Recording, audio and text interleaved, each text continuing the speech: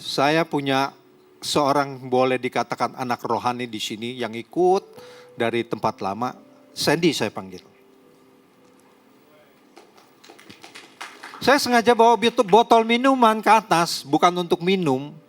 Tapi Sandy tolong pegang botol minuman ini, tangannya lurus ke atas.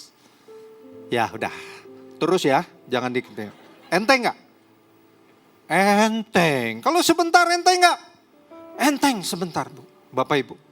Tetapi kalau ini nanti dipegang 5 menit, perhatikan kalau dia turun sedikit teriakin. Jangan turun, jangan turun. Ya, kalau sebentar aja memang akan ringan Bapak Ibu. Padahal beratnya cuma berapa gram. Tadi sengaja saya minumin biar dia tambah enteng. Tetapi kalau terus-terusan begini, 5 menit masih oke, 10 menit masih oke, 20 menit makin turun sedikit, tapi nanti akan diteriakin, jangan turun, dia naikin lagi, akan semakin berat. Benar gak begitu? Di dalam pelayanan seringkali kita menjumpai rekan atau teman sepelayanan yang tidak sejalan. Membuat kita seringkali merasa kuciwa, bukan lagi kecewa. Kuciwa di dalam hati. Membuat ya udahlah gak usah Tuhan-Tuhanan lagi lah. Akhirnya ada yang pindah gereja. Pindah gereja, ketemu lagi yang seperti itu. Menjadi lebih kecewa. Saya mau kasih tahu buat Bapak Ibu sekalian. Di gereja manapun tidak ada gereja yang sempurna. Semua gereja pasti ada masalahnya. Semua rumah tangga demikian juga pasti ada masalahnya. Kakek moyang kita suka ngomong begini, yang orang Tionghoa. Cia yu penanien tecing. Nanti kalau nggak ngerti, tanya Pak Suranta. Dia udah HSK 3. Mulai capek kan dia. Boleh turun deh, kesian. Jadi tiap-tiap rumah tangga ada penanien tecing. Artinya ada saja kitab yang sukar untuk dibaca. Tetapi masalahnya bukan kitabnya yang harus dirubah. Masalahnya kita yang harus berubah.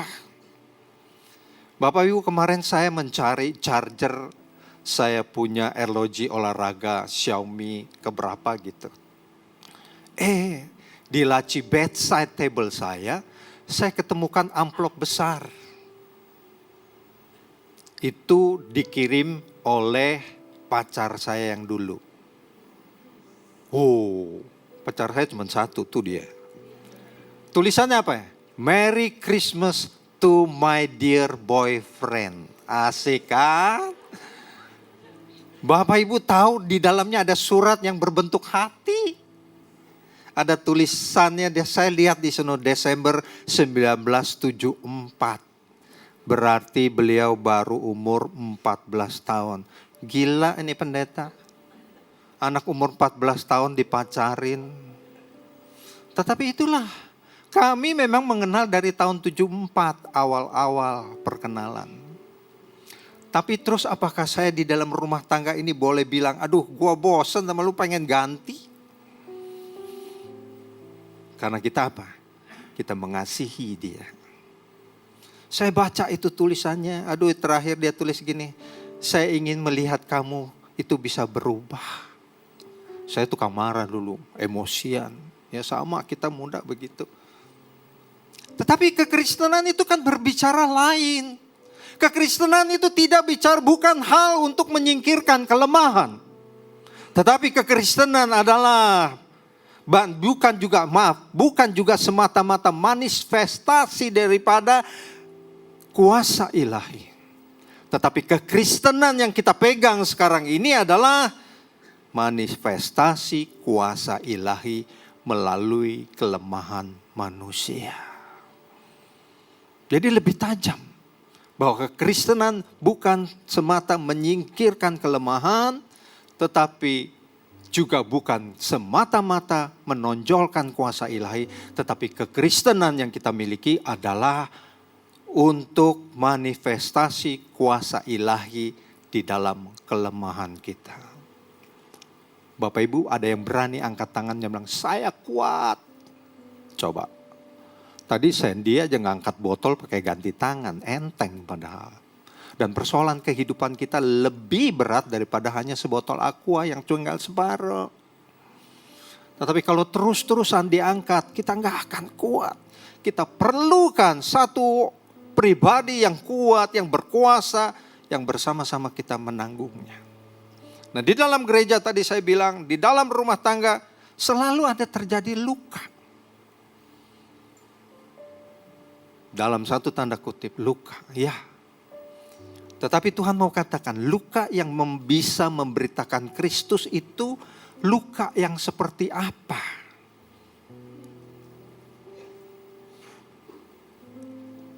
Nah, luka yang memberitakan Kristus. Saya beri judul ini. Karena memang setiap kita pernah mengalami luka, baik besar ataupun kecil. Baik yang membekas dalam ataupun yang tidak. Sehingga banyak orang bilang, gua kalau pindah ke satu gereja, gua gak akan ikut lagi di dalam pelayanan. Gua mau duduk manis jadi jemaat aja. Karena semakin tahu dalamnya gereja, kita akan semakin tahu kekecewaan. Saya 18 tahun 8 bulan di sebuah gereja. Yang akhirnya harus saya lepasin. Kalau ada jemaat lama nanya, saya pakai istilah dari Pastor Wigan. Season saya sudah selesai di sana. Padahal di sana, sorry to say Bapak Ibu, sorry to say, bukan saya matre. PK saya gak khotbah, ada yang suka kasih. Bapak sudah berdiri di depan gereja 3,5 jam, cukup capek kan Pak? Setiap bulan pasti ada yang kasih. Kalau mau dinilai dari itu, saya akan tetap di sana walaupun saya gak pernah dipakai. Saya nggak pernah dipakai karena apa? Saya join satu sekolah teologi yang menurut mereka katanya salah pengajarannya. Tetapi sebelumnya kan saya juga udah pernah khotbah di atas mimbar. Tanya Sandy, apakah dari khotbah saya menunjukkan saya melenceng seperti apa yang diajarkan oleh pendirinya? Kan enggak. Tetapi mereka memang mau mencari satu alasan bahwa saya mau dimasukkan di dalam kotak. Tetapi kotak yang khusus untuk duduknya para pemain cadangan, akhirnya di Life House ini dipakai. Puji Tuhan untuk kehormatan ini. Dan kita melihat satu ayat dari 2 Korintus pasal 4 ayat 8 sampai dengan 10. Hurufnya cukup besar. Ya. 2 Korintus pasal 4 ayat 8 sampai 10 firman Tuhan berkata begini. Dalam segala hal kami ditindas namun tidak terjepit. Kami habis akal namun tidak putus asa. Kami dianiaya namun tidak ditinggalkan sendirian. Kami dihempaskan namun tidak binasa. Kami senantiasa membawa kematian Kristus, kematian Yesus di dalam tubuh kami supaya kehidupan Yesus juga menjadi nyata di dalam tubuh kami.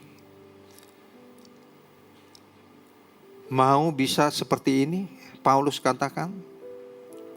Siapa yang mau? Coba angkat tangan. Enggak ada yang mau. Kenapa? Karena ditindas, habis akal, dianiaya. Tapi lihat dong, tidak pernah ditinggalkan sendirian. Kita nggak pernah bisa menanggung semua penderitaan yang Bapak Ibu berderita sendirian. Kalau bisa duduk di sini kan Bapak Ibu suka ngatakan gini, lihat, gue kan hebat. Dengan kelulusan saya, dengan sekian, saya bisa mengatasi persoalan. Tuhannya disingkirkan. Tetapi sadarkah kita, justru ketika kita di dalam titik terendah itu ada campur tangan Tuhan yang tidak kelihatan. Saudara sadar atau tidak? Itu aja.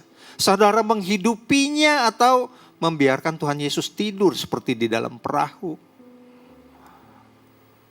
Murid-murid kan ketika berangkat dari tepi danau itu kan membiarkan Yesus tidur. Baru ketika ada angin badai, Tuhan, apakah engkau tidak peduli? Enggak, kita enggak pernah ditinggalkan sendirian.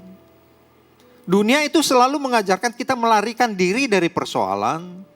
Ada beberapa cara memang. Udah healing-healing aja sama teman-teman kalau pasangan di rumahmu itu mengecewakan. Banyak kan yang begitu. Saya percaya di Lifehouse tidak ada. Karena tidak ada yang mau ngaku. Pasti ada. Kami berdua pernah ngalami itu. Tapi akhirnya bisa dikomunikasikan supaya itu persoalan selesai.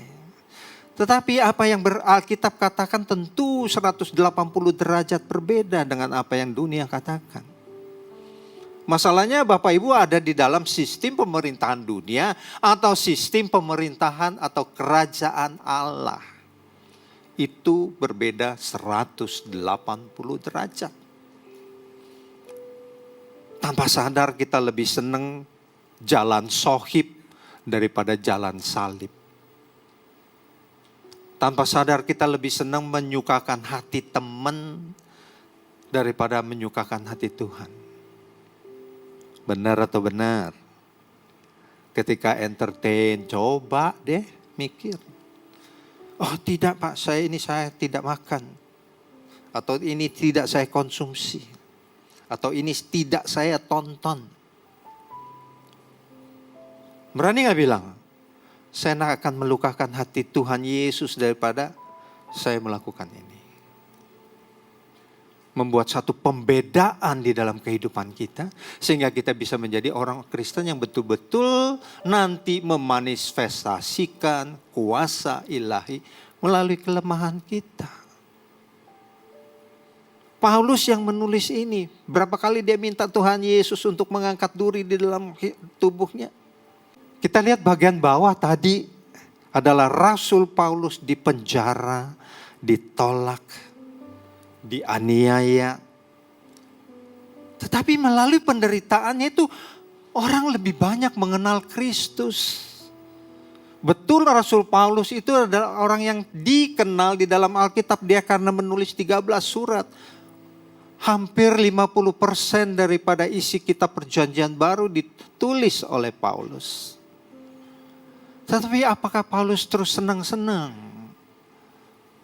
Surat-suratnya menggerakkan begitu banyak jemaat-jemaat, membangun begitu banyak jemaat-jemaat. Ditulis sebagian besar di dalam penjara Bapak Ibu. Bapak Ibu mau menjadi terkenal? Seperti Paulus? Mau bisa men-sharingkan apa yang Tuhan lakukan di dalam hidup saya seperti Paulus? Mau? Nggak ada lagi yang mau. Karena nanti pertanyaannya masuk penjara dulu. Jelas nggak ada yang mau. Nah, kita harus melihat ini. Kesaksian itu paling kuat bukan melalui keberhasilan kita. Tuhan senang lihat kamu berhasil dalam usahamu. Tuhan senang lihat kamu berhasil di dalam keluargamu. Tuhan senang kamu berhasil di dalam pergaulanmu sehari-hari. Di lingkungan rumah tangga, di lingkungan keluarga. Tuhan senang. Tetapi Tuhan lebih senang bagaimana kita tetap percaya kepada Tuhan. Di tengah-tengah luka-luka yang tadi kita alami. Lebih senang. Kenapa? Melalui luka itu kita belajar bagaimana proses Tuhan memulihkan kita. Itu yang harus kita pelajari Bapak Ibu.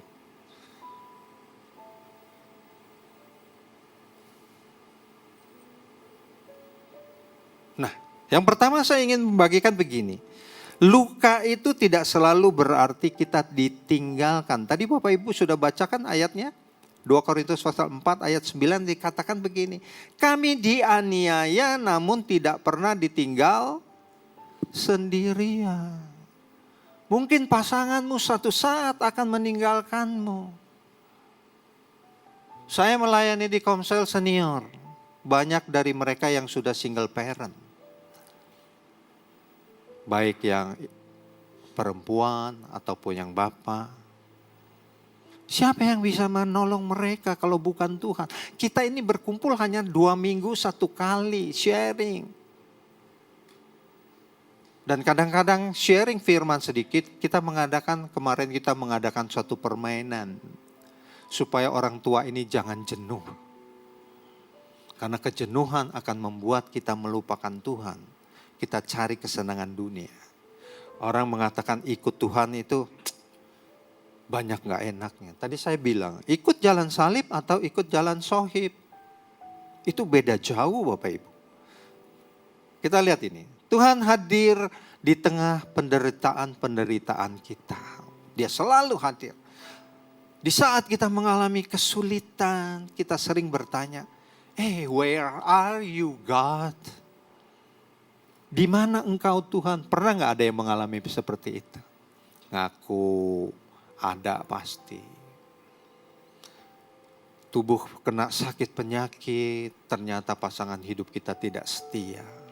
Dia cuma mengantar kita sampai di rumah sakit, kemudian dia pergi. Dia pikir kita sudah cukup mengantarnya sampai rumah sakit. Sehingga banyak kekecewaan. Jadi penderitaan bukanlah bukti ketidakhadiran Tuhan Bapak Ibu. Saya mau Bapak Ibu sadar ini. Apalagi di tengah-tengah resesi dunia ini. Jangan bilang sama pasangannya gini, dasar lu memang suami yang lemah. Lu kayak nilai rupiah terhadap dolar. Jangan.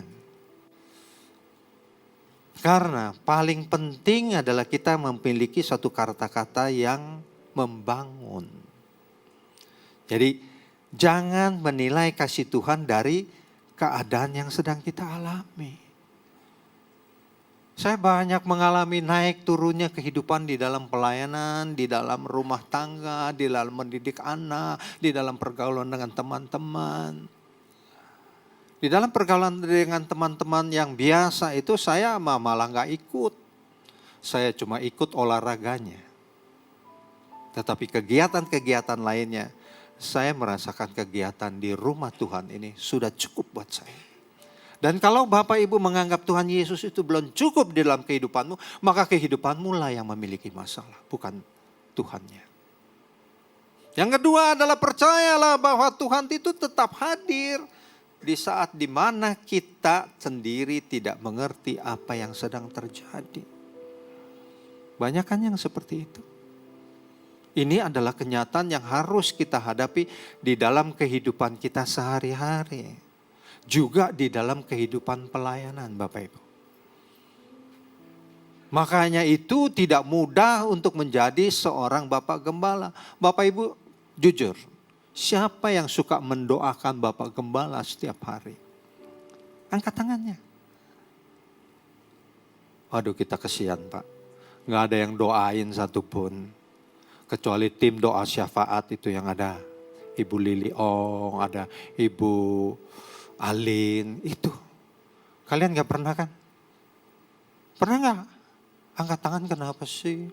Halo, saya pulang nih. Benar? Ada gak? Disempilin doa buat para pelayan, buat tim media itu. Yang susah harus menggeser kamera kalau saya jalan kiri kanan. Pernah gak?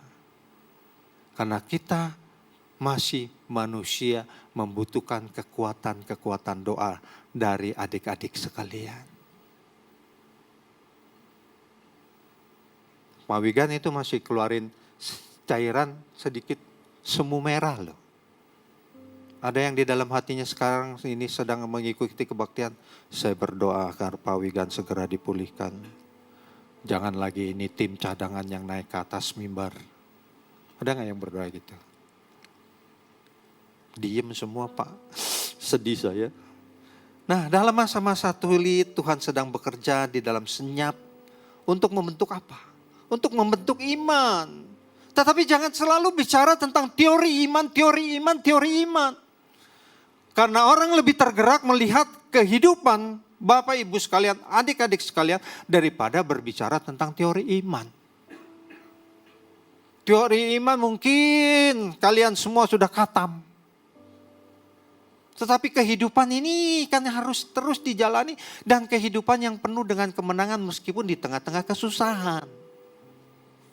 Tadi kan manifestasi kuasa ilahi di tengah-tengah kelemahan manusia.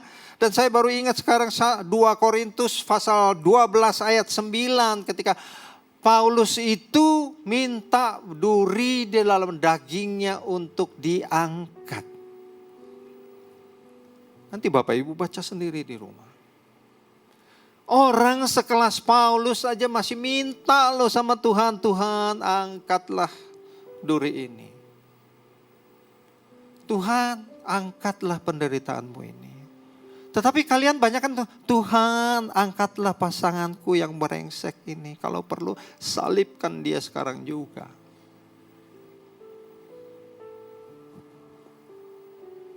Saking tidak tahannya, banyaklah sekali para suami yang pergi meninggalkan rumahnya. Para istri yang pergi meninggalkan rumahnya. Lalu apakah mereka bukan keluarga Kristen? Sebagian besar dari mereka adalah orang-orang Kristen. Lalu siapa yang malu? Apakah gereja malu? Apakah kepala gereja yang malu? Ya, kita mempermalukan Tuhan tanpa sadar.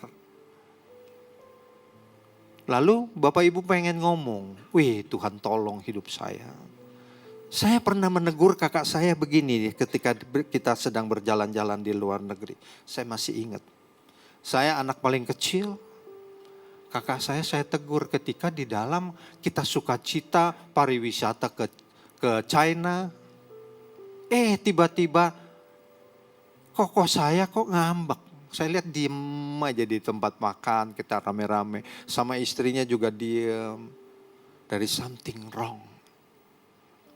Malamnya saya kumpul semua, cici saya 2 ada di situ. Ada saya, ada istri saya. Saya cuma tanya satu pertanyaan dan dijawab dengan cepat sama koko saya. Saya tanya sama dia. Dia itu aktivis. Dia itu diaken sebuah gereja besar, cukup besar di Jakarta. Yang cabangnya juga besar-besar. Saya tanya begini. Apakah lu punya hubungan yang baik dengan Tuhan? Oh ya, jelas saya punya hubungan yang baik dengan Tuhan. Saya bilang, bohong lu. Kalau lu punya hubungan yang baik dengan Tuhan, pasti lu punya hubungan baik dengan istrimu. Amin. Jadi jangan bohongin. Memang betul perempuan itu senangnya dibohongin. Ya enggak? Ibu-ibu kan pernah ngerasain dibohongin sama istri, sama suami. Yang penting istri gak jadi marah. Kan bohong kita begitu sifatnya. Kelihatan dari tampang-tampangnya yang bandel ini bisa diperisah kok. Iya kan? Tetapi enggak. Dalam hubungan ini enggak bisa kita bilang, kita klaim, kita punya hubungan yang baik dengan Tuhan. Tetapi tidak punya hubungan yang baik dengan pasanganmu. Tidak punya hubungan yang baik dengan anak-anakmu. Itu rumah tangga lebih aneh daripada yang aneh. Yang kedua saya mau sampaikan begini. Luka dapat menjadi kesaksian yang menguatkan orang lain. Daripada keberhasilan, orang ikut senang kamu lihat berhasil. Kalau kamu sedang menderita, orang jauh-jauh karena takut dimintai tolong. Apalagi kalau udah soal duit, orang menjauh dari kita. Tetapi ini dikatakan luka bisa menjadi kesaksian yang menguatkan orang lain. Luka yang diserahkan kepada Tuhan bisa menjadi jembatan. Saudara tahu jembatan? Tahu jembatan? Halo? Jembatan tahu kan? Jembatan untuk orang menyeberangkan orang dari sisi sini kepada sisi sana. Daripada sisi kegagalan sampai kepada sisi kesuksesan. Dari sisi merasa duka, merasa ditinggalkan sampai terhibur, memiliki pengharapan daripada putus asa. Itu jembatan. Dari mana? Dari kesaksian kita ini loh, orang-orang yang pernah terluka. Orang-orang yang sepertinya ditinggalkan oleh Tuhan, sepertinya. Dan di dalamnya kan kita bisa cerita tentang bagaimana prosesnya itu Tuhan menolong kita. Dan proses ini kan bisa menjadi berkat buat yang lain yang sedang mengalami perihal yang sama. Dan selalu proses ini bisa memuliakan Tuhan, Bapak Ibu.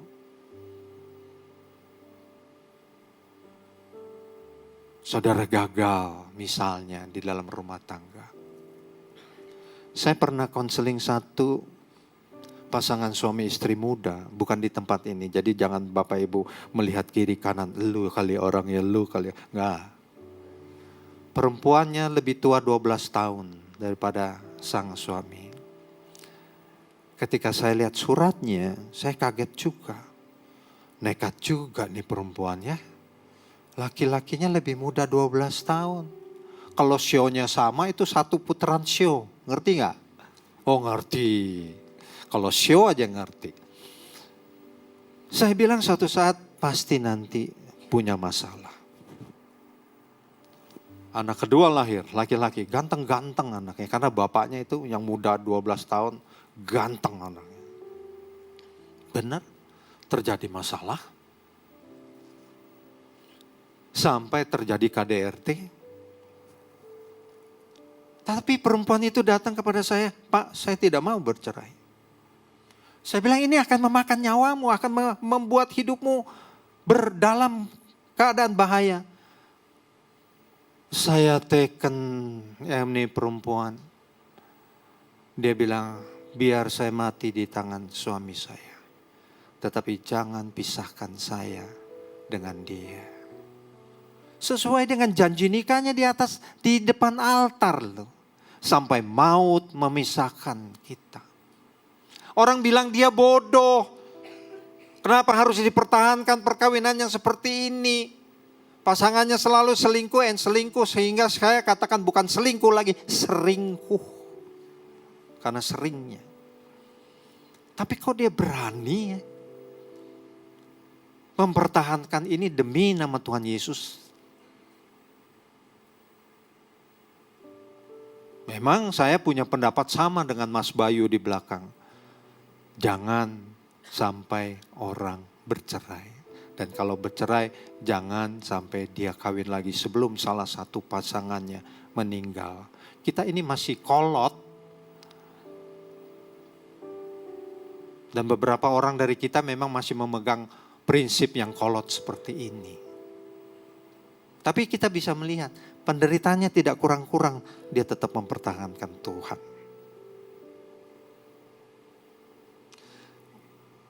Bapak Ibu, kesaksian hidup lebih kuat daripada teori iman tadi saya katakan. Jangan lagi ngomong teori, tetapi praktek.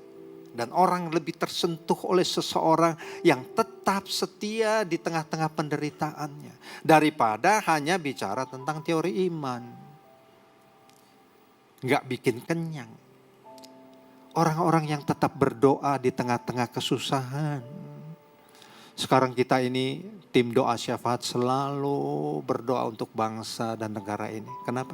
Karena memang kita harus akui bangsa dan negara ini tidak baik-baik saja. Minggu lalu kan sudah dikatakan 16.250. Ya. Sekarang belum turun-turun, minyak dunia sudah turun. Bagaimana tata kelolanya kita nggak tahu. Tetapi yang saya tahu tata kelola surga. Tata kelola surga adalah untuk membuat Bapak Ibu bertahan di dalam kesusahan apapun yang sedang kita hadapi. Masalahnya kita tahan nggak di situ. Tadi kan Sandy ganti tangannya. Coba untuk memindahkan beban. Kita coba memindahkan bebannya kemana? Beban kehidupan ini kemana? Hanya Yesus yang mampu. Dan itu bisa melalui penderitaan saudara. Ketika murid-murid kita tanya, Tuhan cuma bilang gini, ikutlah aku dan pikulah salib. Dan salib buat Bapak Ibu sekalian dan buat saya tentu berbeda. Tuhan lebih tahu beban yang sanggup saudara tanggung daripada kita sendiri tahu apa yang bisa kita tanggung. Makanya salib kita berbeda. Satu ketika seorang pemuda yang mengeluh sama Tuhan dibawa oleh seorang malaikat masuk ke dalam satu ruangan. Isinya apa? Salib semua. Dari mulai masuk pintu sampai dia keliling ruangan itu salib. Dia coba meletakkan salib dia di depan pintu. Dia keliling. Dia pilih salib mana yang lebih cocok, lebih ringan buat saya ya. Dia mencoba mengangkat salib kecil. Tetapi dia tidak sanggup mengangkatnya. Dilihat ini bagus ya salib. Kayaknya kalau saya pikul salib seperti ini, saya tetap bisa membanggakan diri saya. Dia jalan akhirnya sampai kepada pintu masuk. Tidak menemukan satu salib pun yang cocok dan sesuai dengan dirinya. Akhirnya dia pulang, dia bawa salib yang tadi dia letakkan di depan pintu. Salibnya sendiri. Bapak Ibu mungkin pernah dengar cerita ini. Ibu Putri mungkin pasti pernah mendengar. Jadi memang iya, kita itu masing-masing punya salibnya. Jadi jangan sia-siakan pengalaman pahit yang pernah Tuhan izinkan terjadi dalam hidup ini. Lihat Ayub. Istrinya mau bilang dia gelok kek. Udahlah. Sangkali aja Tuhan. Dan matilah. Ngapain lu percaya Tuhan lagi? Dari ujung kepala sampai ujung kakinya barah. Hartanya habis dalam satu malam, anak-anaknya mati semua. Kalau kita ada sampai gitu, saya rasa saya pun tidak sanggup. Tapi lihat, ketika dia bertahan sampai akhirnya, dia bisa cerita nggak? Cerita bagaimana proses Tuhan menolong dia dan menguatkan dia. Sama juga kita bisa cerita tentang proses di mana Tuhan menguatkan kita dan menolong kita melalui penderitaan. Kalau di sini semua diem. Tuhan amit-amit saya menderita seperti Paulus. Seperti Paulus, seperti Ayub. Jangan sampai. Tetapi Bapak Ibu kan lupa, ada satu kekuatan baru di dalamnya. Di sini dikatakan adalah luka kita dapat menyatakan kemuliaan Kristus. Ini bagian terakhir. Jadi luka yang diserahkan kepada Tuhan dapat menjadi jembatan membawa orang lain kepadanya. Nah kita lihat, memuliakan Tuhan, memuliakan Kristus dalam segala keadaan. Jangan sepotong-sepotong. Saudara belum selesai kalau baru sepotong. Saudara harus ceritakan bagaimana kepingan-kepingan yang pecah itu direkatkan kembali menjadi satu wadah yang indah. Opa saya, engkong saya, itu bisa mereparasi porselen antik sehingga tidak kelihatan bekas retakannya. Memang dia memiliki keahliannya seperti itu. Sehingga kerajaan Belanda menaruh namanya salah satu di dalam buku dari orang-orang yang mengerti tentang barang antik dan how to repair. Kerajaan Belanda loh, jadi namanya bukan eceh-eceh, bukan. Nah seperti itulah yang Tuhan bisa lakukan di dalam kehidupan kita ini. Dia mampu merekatkan kehidupan saudara yang sudah amburadul. Dia mampu merekatkan kasih yang pernah hilang. Dia mampu memulihkan kita secara sempurna sehingga tidak kelihatan bekas-bekasnya. Mungkin orang lain yang memperbaharui kehidupan atau mungkin mereparasi barangnya. Masih kelihatan. Saya mendapatkan satu ilmu yang saya dapati dari papi saya juga. Kita nggak hanya menjual barang antik, kita bisa merepair barang antik. Sampai sepertinya barang antik itu tidak pernah rusak. Itu keahlian dari workshop di mana papi dan saya tekuni. Datangnya ilmunya dari engkong. Adik-adikku sekalian di sini, Bapak Ibu sekalian di sini, kan kita memiliki warisan itu. Bagaimana bejana tanah liat ini di dalamnya ada suatu harta yang berharga yang mestinya kita munculkan hartanya itu meskipun kita ini tanah liat. Cuma kadang-kadang kita ragu. Jangan ragu. Lakukan itu sebelum Tuhan Yesus datang. Kita ragu-ragu kadang-kadang. Kita malu.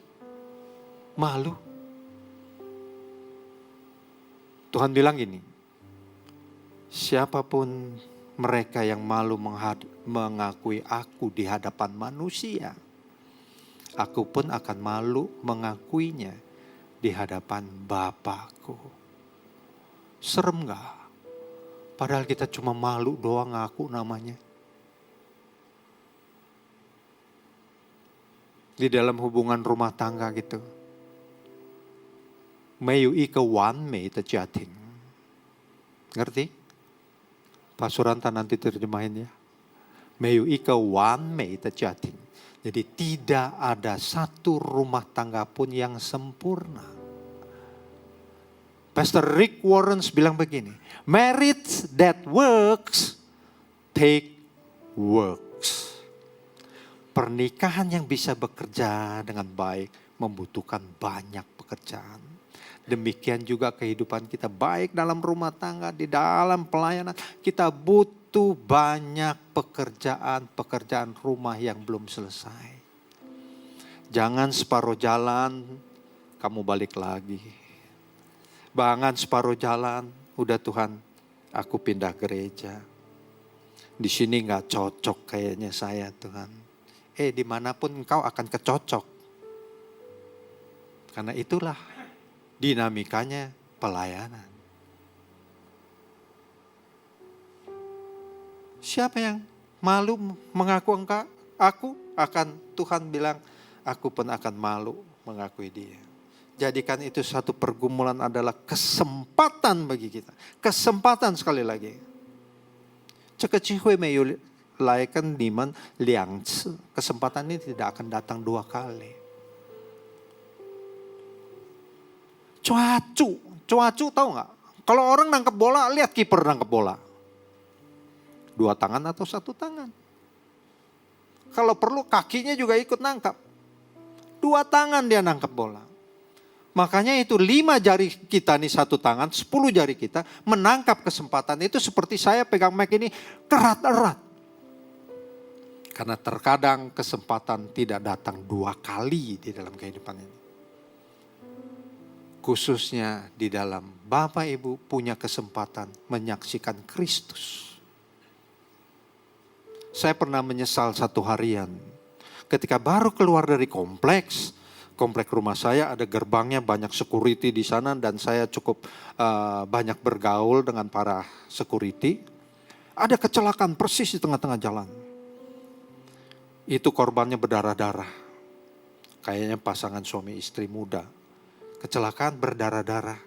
Saya punya kesempatan untuk menjadi a good Samaritan. Saya gak kenal dia, mestinya saya angkat bantu dia masuk ke dalam mobil saya antar ke rumah sakit, kan dekat. Dari rumah saya ke rumah sakit Satya Negara itu hanya 5-10 menit.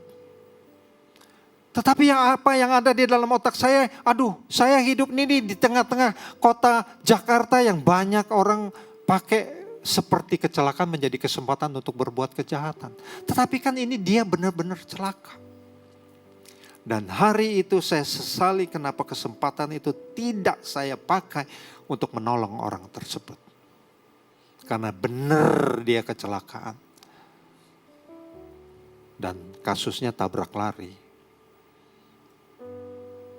Di kantong saya biasa saya jarang ngantongin duit cukup besar. Adalah 300.000 waktu itu. Kan saya bisa datang ke UGD bawa orang ini turunin dan kasih serahkan uang 200-300 ribu supaya dia dirawat dulu. Tetapi hari itu saya tidak melakukannya dan saya hidup di dalam penyesalan sepanjang hari itu. Ini baru peristiwa kecil. Kalau peristiwa untuk menyaksikan Kristus adalah peristiwa besar, Bapak Ibu. Kita bisa jadi saksi Kristus dimanapun kita berada. Masalahnya berani enggak? Nah, sekarang saya ingin memberikan kesimpulan Bapak Ibu sekalian. Nah, kesimpulannya adalah seperti ini. Tidak ada luka yang sia-sia di tangan Tuhan. Karena luka yang diserahkan kepada Kristus dapat menjadi alat kesaksian yang luar biasa. Ada amin. Berani melakukannya. Insya Allah. Terus luka yang kita alami hari ini dapat menjadi suatu kesaksian yang memberitakan Kristus besok. Atau mungkin juga saat sekarang. Kalau besok ada kesempatannya, ambil. Kalau besok ada kesempatannya, jangan lewatkan. Kemudian yang terakhir, saudara suka diskusiin nggak di kelompok komsel itu ketika kita pulang setelah dengar pastor siapapun yang berkhotbah di sini.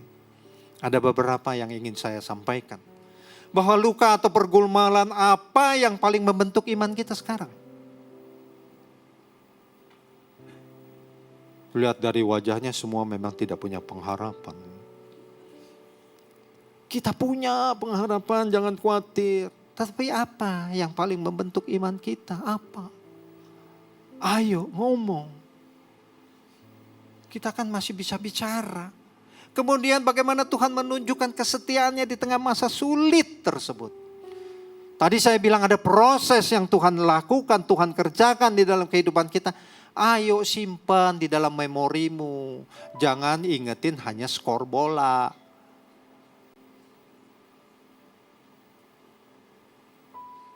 Kemudian, kepada siapa saja kesaksian hidup ini dapat kita menjadi berkat di dalam minggu ini.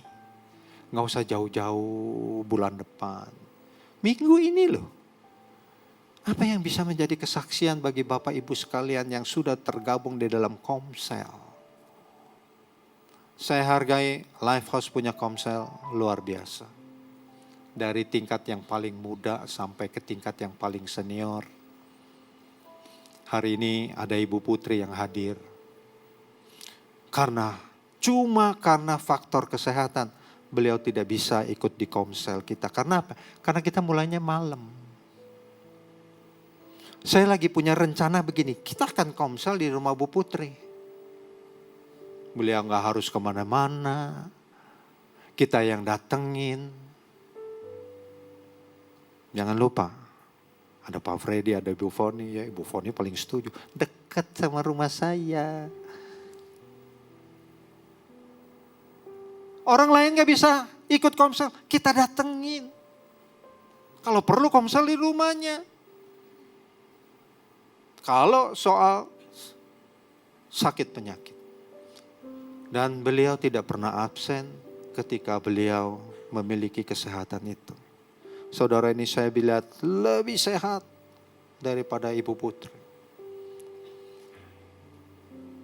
Mestinya lebih banyak memberikan kontribusi bagi kemajuan gereja Tuhan. Masalahnya, saudara sudah lakukan atau saya menahan untuk diri saya sendiri? Luka itu pasti disembuhkan, pasti dipulihkan. Masalahnya kita sekarang sedia atau menolak. Tuhan Yesus memberkati kita sekalian.